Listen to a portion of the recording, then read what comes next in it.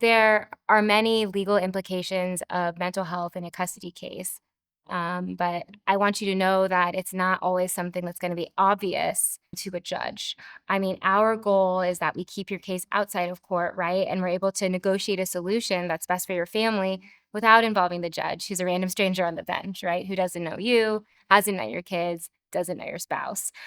So we'd like to keep things confidential and private for you and less adversarial, especially if you have a spouse that's suffering from a severe mental health disorder. But you do need to recognize that there are, implications of if your spouse has serious mental health issues, on the kids that we want to help you protect your kids from.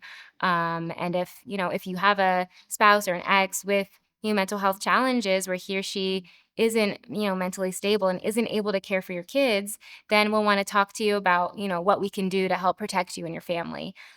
Maybe we can negotiate a settlement agreement where your spouse agrees to stay away from you and the kids and, go get the help he or she needs and then, start weekly therapy, get on meds, really help him or herself, and then, start kind of ramping up the time with the kids.